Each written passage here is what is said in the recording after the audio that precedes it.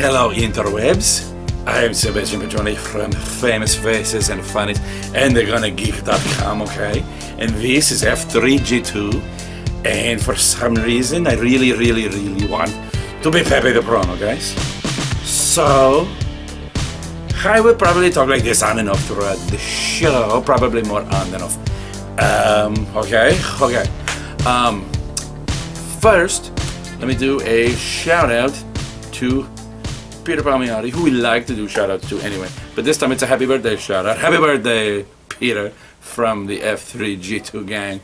Yeah, his birthday was yesterday when we filmed this, so it'll be a couple of days ago by the time anybody sees this. But nonetheless, happy birthday, Peter. Now, let's go with some comical books, okay? First off, do I have a space? Sure. I can sit stuff on my other side. This could work. Just hand them to me. First off, we're going to start with Superboy number 30. Because this is a weird phenomenon. They changed the writers? They did, and I posted this on Twitter yesterday. And in fact, the tweet got favorited by the writer and the artist, by Aaron Cutter and Aaron Cutter and Jorge Jimenez. They've done the impossible. They have made New 52 Superboy interesting. I am in grave danger of liking Jonathan Lane Kent, and these are things that should not happen. But this was really good. I know, it's the crazy. I don't even know myself anymore. They've done what so many. Jason Aaron couldn't do it. Marv Wolfman couldn't do it. These are people who should be able to do. They took the broken toys from the New 52 sandbox, and they said, okay, yeah, these are broken. They didn't change anything. They didn't go back and say, no, we're undoing this piece or that piece. They said, here's what we've been given, but let's just make it not suck. And they did. In fact, they went beyond not suckage and went straight on to really good. They mounted a laser on the shark. This is they mounted a laser on a shark. It's that good. They've got Guardian in here. They've got some flashbacks to Jonathan Lane Kent's possible. It's kind of a dream thing, so he keeps remembering things and going, that's not how I remember it. But it was really good. And like I said, they introduced the Guardian of Manhattan. But so you got Guardian, you've got some kind of dream sequency other Superboys. So it's almost like they brought back Hyper Time, but not really. But at the same time, it's close enough for government work that I'm like, hey, I like what you did there. Really good. I never felt I would say such a thing again about Superboy, my beloved Superboy. This one's not even my beloved Superboy, but this is I'm learning to tolerate and a growing respect is budding. The only downside to this, I hope Jorge Jimenez will stay on. I hope Jimenez will stay on there because he's just that good. But apparently, Aaron is a temporary fix. He's going to still be drawing Action Comics, so he's not going to be writing this for the long term. And that leaves me with a sense of dread and foreboding as who are they going to pick up. It took forever to find. It took 30 issues to get someone to go, okay, let's take these pieces and make it work. Who are they going to get? Who's going to just go, oh, look what he did, and knock it all down? I'm terrified. Because I really want to like Superboy, and I finally do. No, I'm just going to do that because I do. All right, all new X-Men number 25 with art by everybody. It was really good and really weird. I'm interested in how this will be received by X fans, because X-Men fans, a true dyed-in-the-wool 100% X fan, tends to be very limited in their scope of what makes a comic, what the art looks like. And this gets really cool indie comic look, indie comic feel. And I don't know that your average X fan is up to it. Is basically what I'm saying. What I'm saying is, great comic. I'm dissing the fan base. It's X fans, whatever. But it's really good. There's Arthur Adams pages. Arthur Adams Savage Land in an X book. me melting. Could have been other gross things as well, but we'll go with melting. But it's good. It mostly stems on the Beast kind of torturing himself over his involvement, which was basically his decision to go get the young X-Men and bring them to now, and he screwed up a whole lot of stuff. And there's a bald guy in the shadows talking to him about what you did, and the whole time I'm thinking that, is this like a dream of Professor X? Is this like a Professor X from a future? Is this like whatever? But no, it turns out to be probably, the last good story before they kill this guy. You ready for a spoiler? I'll give you 3, 2, 1. It's the Watcher. And the last line, I'm going to spoil. Oh, the last line, no, I won't spoil it. The last line, wow. Hank McCoy's going to feel like shit after the Watcher dies. Because that's the last thing the Watcher said to you before somebody killed him. In fact, hell, I would say that this would be reason enough for people to suspect, it was Hank McCoy. Put him on the list of suspects. All new Ghost Rider #2. So good. All right. This is written by Felipe Smith, drawn by Trad Moore of Luther Strode fame. So good. I may not be a fan of the Jaime Reyes Blue Beetle, but I'm a huge fan of the Robbie Reyes Ghost Rider. This is such a great book. It is. The art is gorgeous. It's stylized, but it fits. It all really works. The story is so well done, and this character is so it's nothing. On the one hand, it shouldn't be it's not groundbreaking. It's a troubled teen with a difficult life, trying to do the right thing, but having to do some wrong things in order to make ends meet. He's where it's more of a almost Machiavellian, having to do some wrong things to achieve a good thing. Is it still make it bad or good, or how's it? So all of this we've seen before. All right, whether it was Spider-Man or or any, we've seen it. We've seen. And then the picking up. I mean, so far they haven't addressed the legacy of he is a Ghost Rider, but we've seen this kind of thing done a billion times. But this is done so well. I love reading this book. It was one of the first ones I read. I went back and read it again. The second, it's that good. Read Ghost Rider. Who knew? Daredevil number 1.50. Not even just 1.5. It's 1.50. Really good. This is a sort of like what Batman just did. This is a jump ahead to the future. It's 50-year-old Matt Murdock looking back at his life. So there, in theory, some spoil. I mean, whenever they show a future, futures in comic books are only ever possible futures, because one day Mark Waid won't be writing Daredevil. I will cry on that day, but one day he won't be, and several of these things will be thrown out the window. And it's not like they're going to get us up to 50-year-old Daredevil, unless they do another Daredevil the end. But this is really, really good. And I like to think that Daredevil has a chance at some of the happier aspects of. Nothing's too happy. It's Daredevil. He's not allowed to have 100% happy. But it's really good. Kind of jumps around a handful of different artists, and they even do a thing with Mike Murdock, his old alter ego, where he pretended to be his own twin brother, so that people would think that Matt Murdock wasn't Daredevil and Mike Murdock was Daredevil, and that's why there was the confusion. So they even tip of the hat to the silliness from back in the day.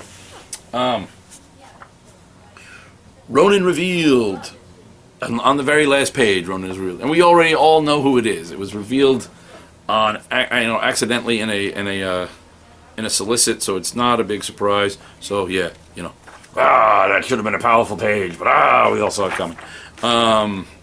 So there's that. Most of the story really focuses on the Blue Marvel and his sons, and that it's a tragic tale. Really, really well done, though. This is Mighty Avengers continues to be one of my favorite Avengers books. What the hell? I can never remember Ewing's first name. Al Ewing. Good on you.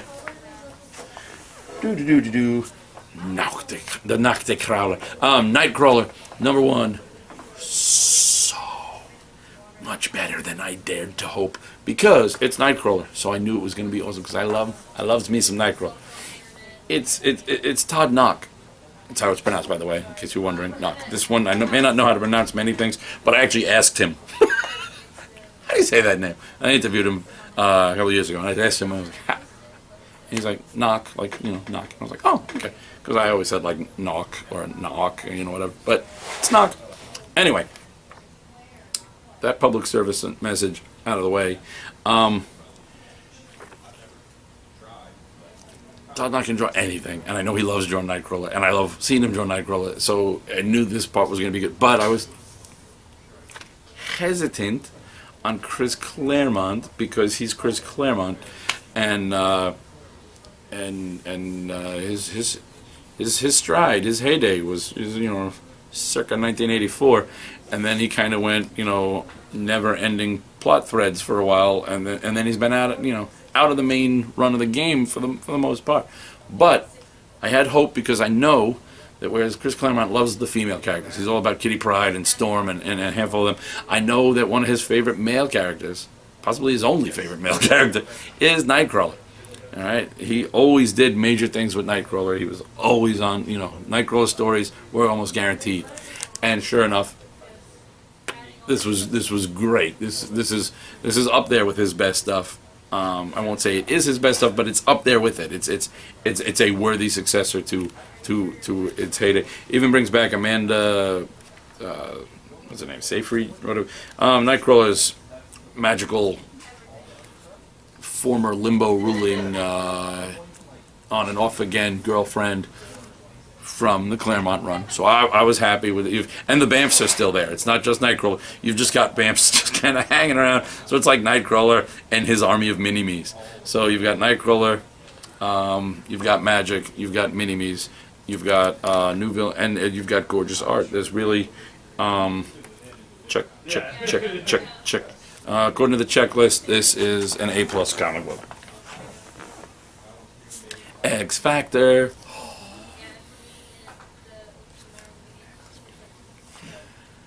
Peter David, Warlock, Cypher.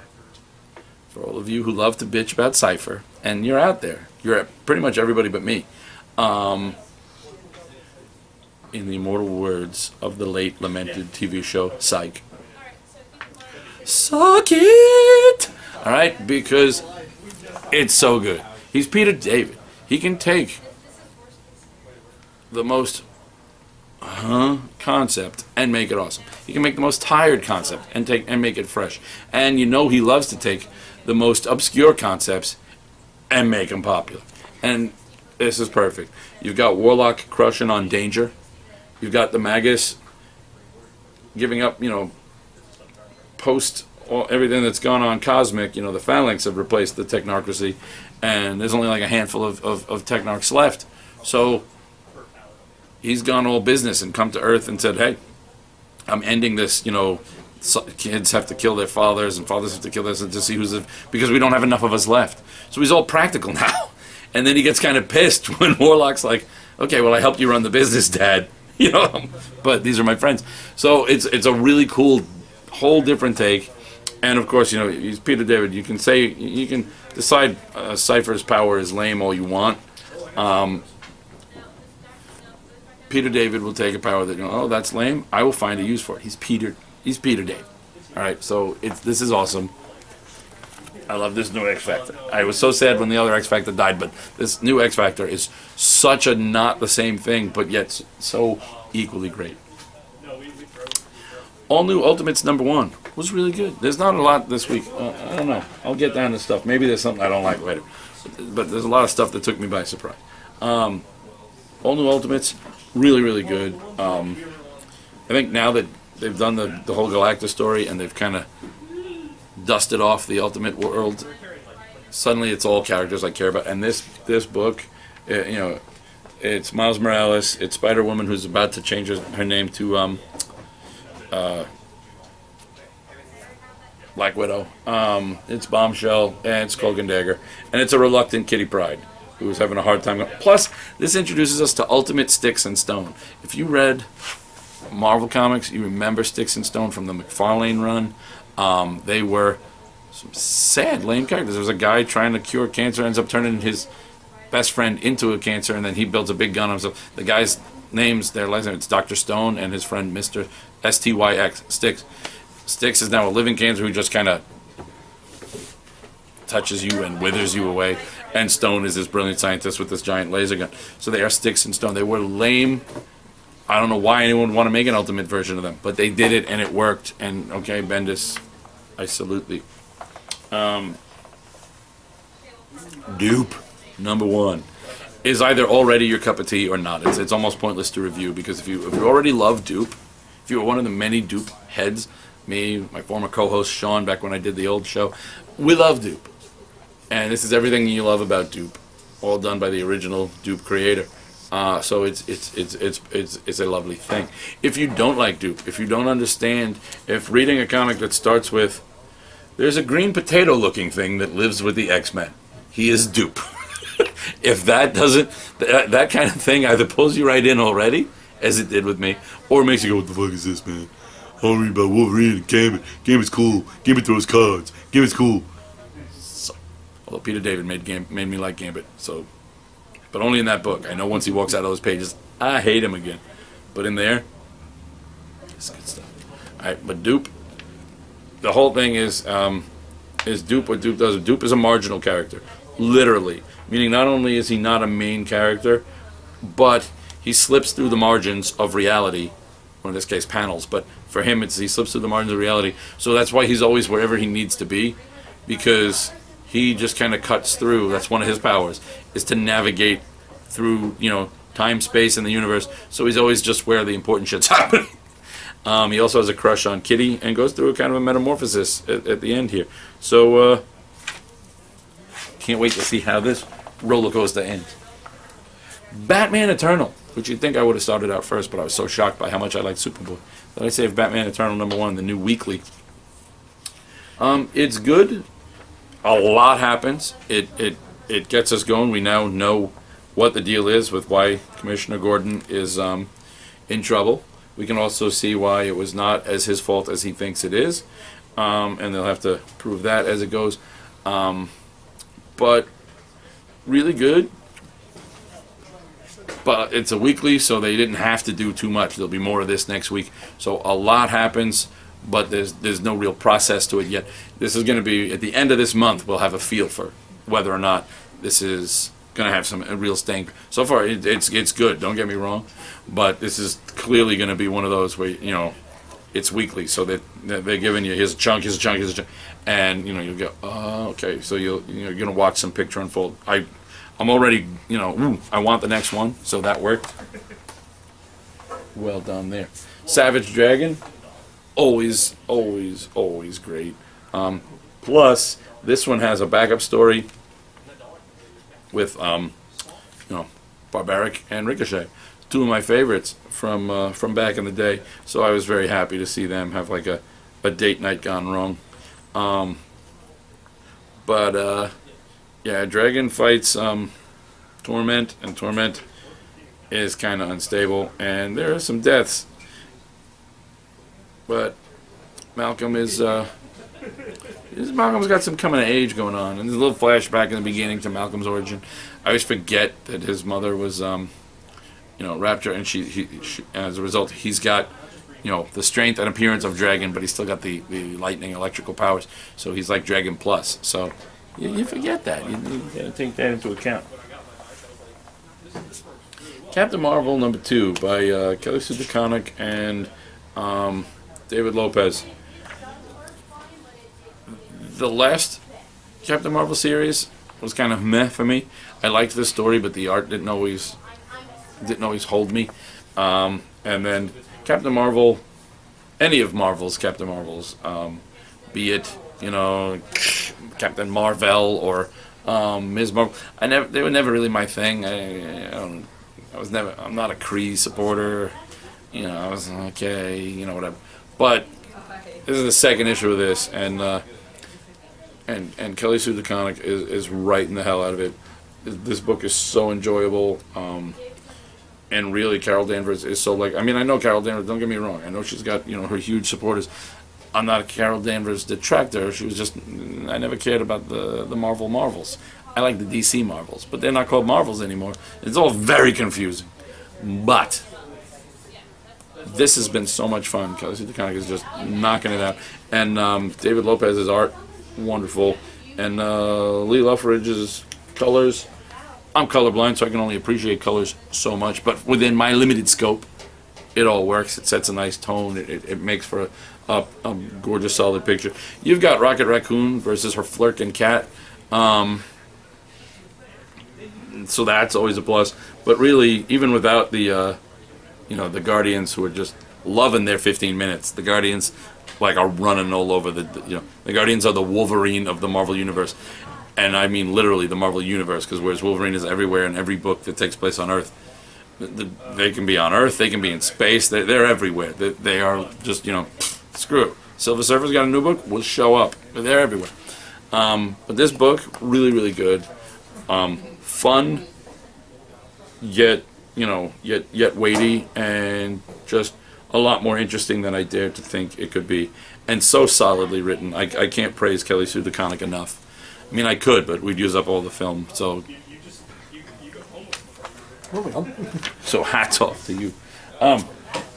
Slower issue of Superior Foes of Spider-Man. You've met the rest. You met the best. Now meet the rest.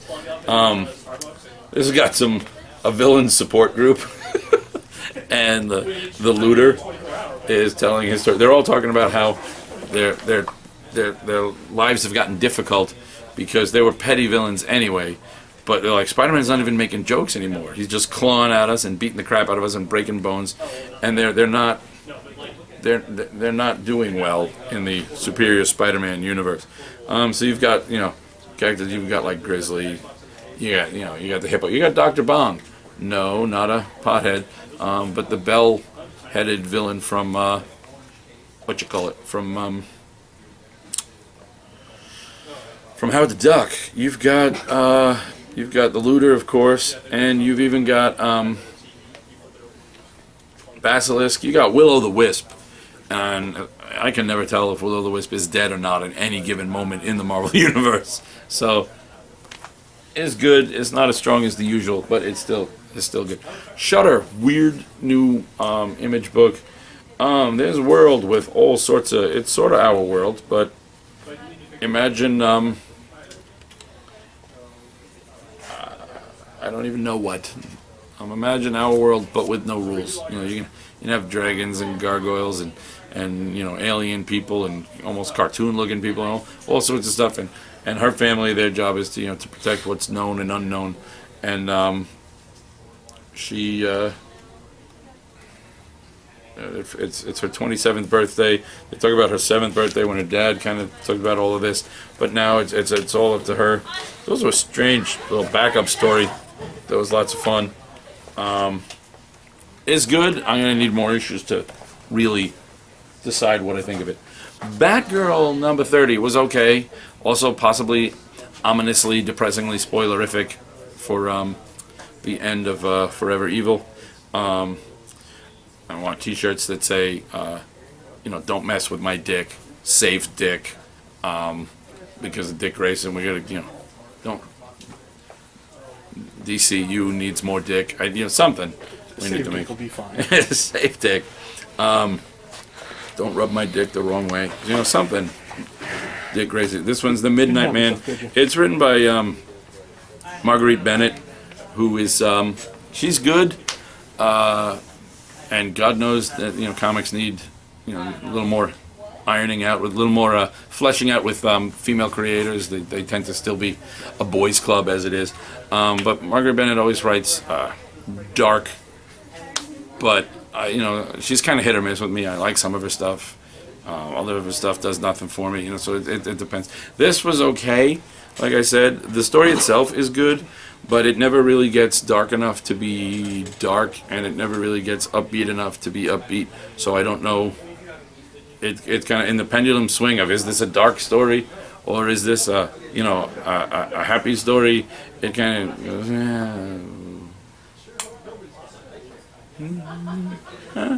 So it never really quite picks one. It's not a bad story by any stretch of the imagination, but it is it's a filler story that basically lets you know. That at no point are you unaware that it's a filler story. Struggles to find its tone. It does. It struggles to find its tone. Justice League 3000, I am reluctantly starting to like. I ain't saying I love it. I ain't saying this is a favorite. I ain't saying this is a must read. All right, but what I am saying is it's. You'll read. Yeah, it's an I'll read. You don't have to. I'll read it for you. I'm here for you.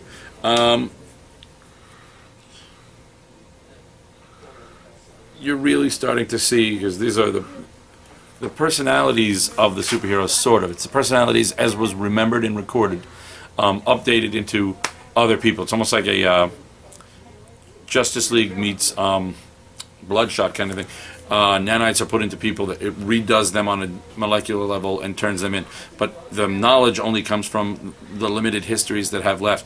So they know things like their own. They know that Batman knows he's Bruce Wayne, but he has more Bruce Wayne memories than he has Batman memories, because Bruce Wayne, who Bruce Wayne was, is all over the newspapers, whereas Batman is just brooding. Batman does this, Batman does that, but Bruce Wayne, there's whole articles and interviews and all this stuff with Bruce Wayne.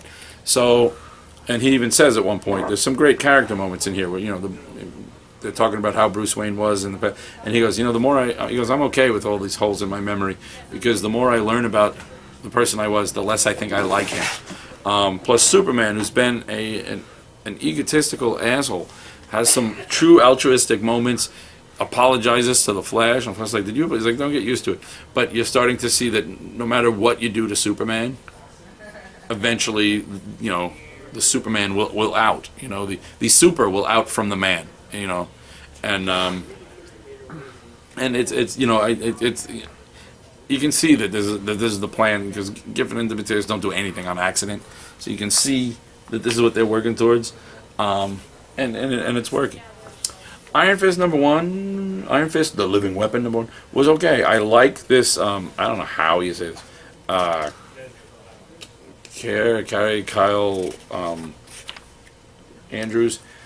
There's like a, almost, who's that guy? There's a Frank Miller meets, who's the guy who does all the, Spider-Man, Batman Yellow, Daredevil Red, Captain America Blue, all those, blanking on his name. He did I think he did, I don't know, Sale, Tim Sale? That sounds right. It's like Frank Miller and Tim Sale artwork got together and had a baby. It's good. I don't really know much about Danny Rand. Iron Fist is one of those characters I've liked in other books, but I never really read any of his stuff. But this was good for what I'm curious enough to read the first one. To read the second one and to go through and keep up. But it's really the art. The art caught me because it's very stylized, very whatever. There was only one moment that really threw me out of the. What the hell? Train in the background. There's only one moment that threw me out of the tone that it's all written and drawn by Andrews, and the one moment is he's given us a very dark and dejected Iron Fist. So there's a moment when his power doesn't work, and after all this dark, bleak, whatever, he looks at his hand and goes, "Crappity crap," and that just kind of didn't seem like the tone of what he would actually say in this moment. It seemed like a tone that Iron Fist would say in many another thing, and it didn't work at all with the rest of the tone for this book, and that kind of threw me for a second, but not long. I fell right back into it. So, Speed bump. Magnus Robot Fighter number 2. Dynamite is doing great with these. I'm loving Turok. Magnus is really, really good. We get a look at Magnus's power and how it works with his ability to sort of read machines. He is now with his new robot companion, H8R, or Hater. He was just H8, but he's now H8R because he's been recalled. And he's recalled because, as he says, So they keep trying to convert me, but I ain't a glitch. I'm just keeping it real, son. You know what I'm saying? Is this? I'm OG Mech pre-singularity, but the synods say I'm running an obsolete personality program with a verbal syntax some twitchy PC types might find offensive. Basically, he talks very modern times urban. You know, he says like shiznatch, and you know, he's very like pop urban, you know, rap star robot named H8, and he's been subject for decommission. But when Magnus is fighting, he says, "Yo, man, yo, help!" And then Magnus helps him, and he goes, "Damn, that was the shiz, my flesh brother." He's like, "Wasn't sure you'd help a robot," and Magnus is just like, "Why not? You asked." This is one of those books that the more I try to describe it to you, the less cool it's going to sound to you. But you need to read it because it is so well done. It's Fred Van Lente, so you know, come on. He's the guy who gave us. And didn't he do Modoc's 11? Wasn't that him? I think so. So, really, you can never fault him again for anything. The Royals, Masters of War, is good. There are consequences when the Royals, Masters of War number 3, I think. Yeah, number 3 of 6.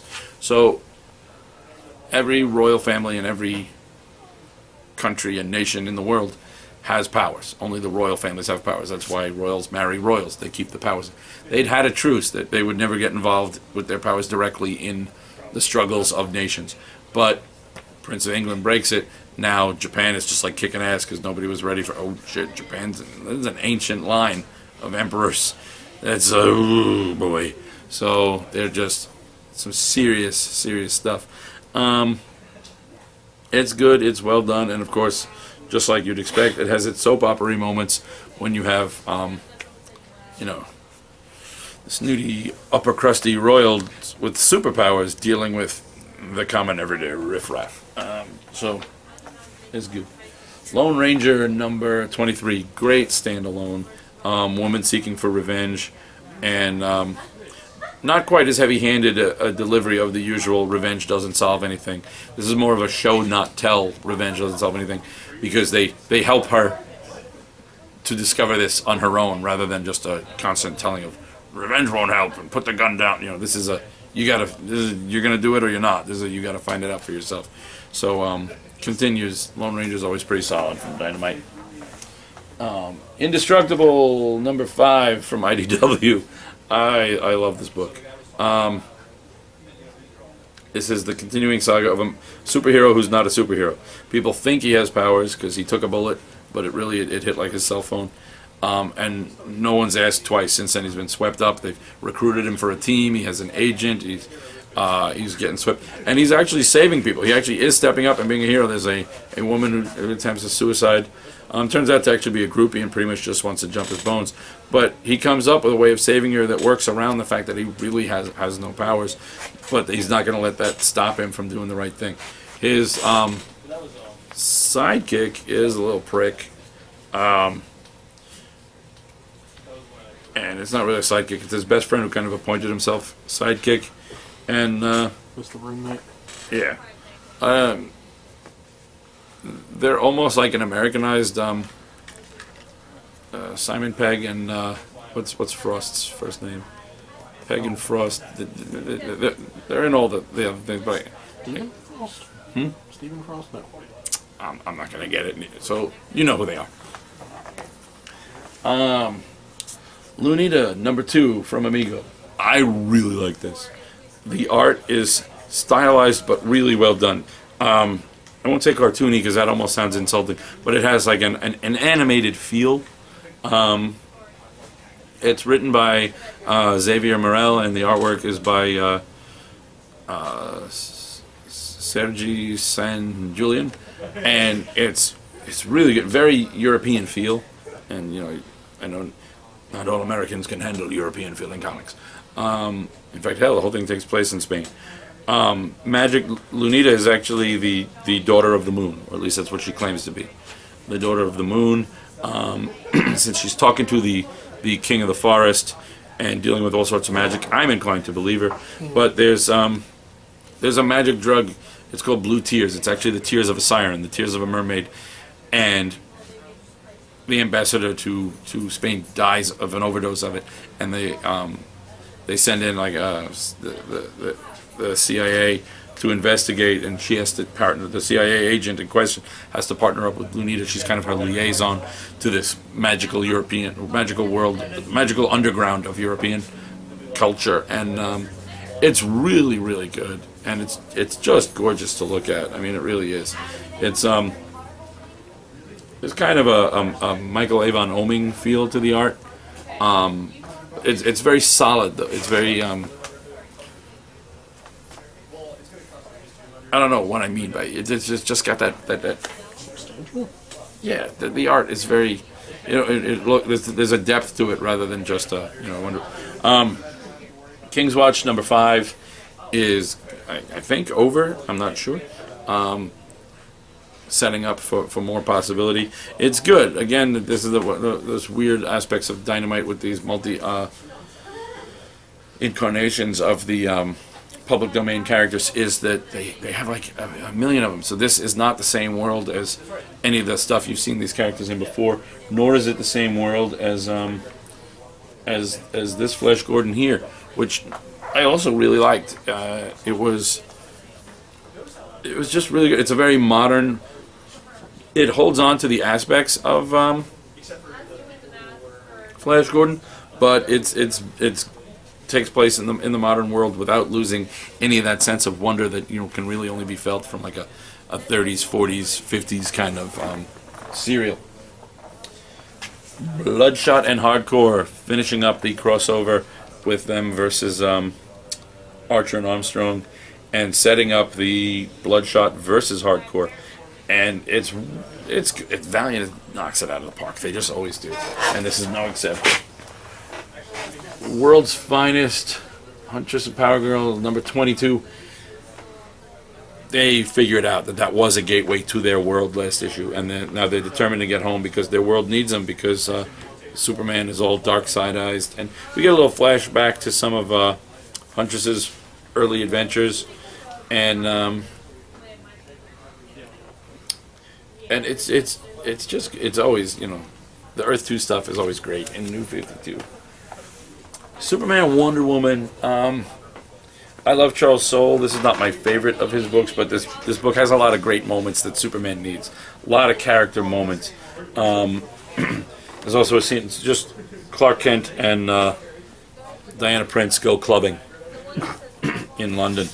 And what's really interesting and fun about that is the outfit that Diana chooses to wear. Doomsday's killing megalodons in like the Marianas Trench, so that happens. But the outfit that she chooses to wear is that's the Wonder Girl outfit. So you've got the original universe Wonder Girl outfit in continuity for the New 52, and it's Diana dancing. Some great, much needed humanizing moments for Superman and for Wonder Woman, and I think Charles Soule does the best of taking what they've done in the Wonder Woman book, because I love the Wonder Woman book, but what Azrael's done over there has just been awesome, and this does the best job of adapting that into the mainstream DCU. Everybody else seems to either ignore it or not get it. All right, but Charles Soule does the best job. It's still not. It's not Wonder Woman. That book is great, but this does the best job of the best job of kind of maintaining some of that flow. Avengers Undercover number 2. I didn't expect to like Avengers Arena. Certainly didn't expect to like whatever it blossomed into. I'll be honest, I did suspect that of all the characters they would introduce, that a character named a cute, adorable little female Deathlock named Deathlockette would be, I totally knew that she would be my favorite. And she is, and she's the only reason anymore that I have any lingering sense of dread, because she just seems so easy to make that character that something horrible happens to, and I will be quite put out. So there's that. Lolita XOXO number 1 from Aspen Comics. Yeah, look, Anson, I read an Aspen. Lola XOXO by, I her name is Sia Ohm, and Josh Reed on lettering, was good. It's a post-apocalyptic.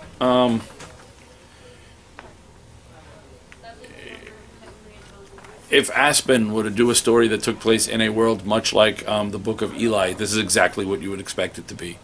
It's good. I was very interested in this art. I got the cover done by the same as the interior, because that's what I want, and it's gorgeous to look at. And the story is solid so far. It's good. I'm curious to see more, and es très bien. Trade paperbacks. We got Critter Volume 4 from Big Dog Inc. Yes, this is the fourth volume of the Critter trades. It's the second volume for my character to appear in, because I'm just that lucky that sometimes you create a character and somebody looks even. She has a speaking part. I don't know if I can line that up, but well, she gets to throw a line out there. So there she is. And she's on a couple pages ahead of that, and then she's jumping for joy in their victory moments, a la like the end scenes of Star Wars movies. So you have that. So there's Cat 5 hanging out, helping keep Florida safe. But this is the Tide Pool story. The Tide Pool was the first big world-spanning event in Critter's universe. Tide Pool raises the oceans and basically sinks most of America, and the heroes have to kind of fight that back and prevent drowning and sea life, and then still deal with kind of arcane aquatic bad guys. And it's really good. I mean, this is Tom Hutchinson's little pet character, and he does a great job with that. And then on a closing note, this is the heavies. You ready? From Titan Books, you have the colossal Simon and Kirby library. This is the horror edition. It's Joe Simon and Jack Kirby, so I don't really need to review the content. That this is a classic. This is what put the gold in the golden age. All right, this is as classic as they get. There's some great stories in here, that old-timey horror. But I'm going to review primarily the production value, because this book is gorgeous. Okay, they've reproduced it they didn't recolorize it with modern. No, you want to appreciate Kirby art, you have to appreciate it the way it was back in the. So this is all done in that 4-color style. Okay, with the dots, mixing the colors to give it. This looks like it would have back then. It feels like it would have. All right. One of my favorites in here was Donovan's Demon. Guy summons a demon. No one's sure if he really did, but of course, it's that kind of twist. Oh, and the cat people. Look at this. This is just gorgeous. And you want to go even further? Look at this. When you take the dust jacket off, look at this. Look what this cover does. All right, boom. This is how much is this? It's like $50. It's like $49.95, and it's worth 3 times every penny. This book was beautiful, because I took the cover off. I always take the dust jackets off when I'm going to read them and carry them around to read it for the review. And I was like, oh my God, I almost wanted to buy another book the same size just to put a dust jacket I didn't care about on it, because I didn't want to have anything happen to this cover any more than I wanted to have anything happen to this cover. All right, this cover is made to look. See, it's got that look like, it gives it that weird 3D effect to the book. When I took a picture of it, it looked so strange, because I took a picture of it to post in. Eric Larson started a Jack Kirby fan group on Facebook, and when I took a picture of it, it looked like a fake picture because of the way they put the tops of the page on the cover. But it is beautiful. It is exactly what you'd expect from Simon and Kirby horror. There's all of it, the suits, the coloring. The other thing about preserving that coloring is it uses the colors they would have back in the day. So whereas I'm colorblind and can't tell that there's purple, I know there's a lot of purples in here and a lot of those browns and greens and that blue that everybody's suit was back in those days. It's that like Superman blue. It's gorgeous and so well done and so sturdy that it'll hold up, and you want it to hold up because this book is just too beautiful not to. So great job on that over at Titan. And whew, that was a lot of stuff. So, interwebs, bid you adieu, okay? And we'll see you next week or something, okay? Bye bye.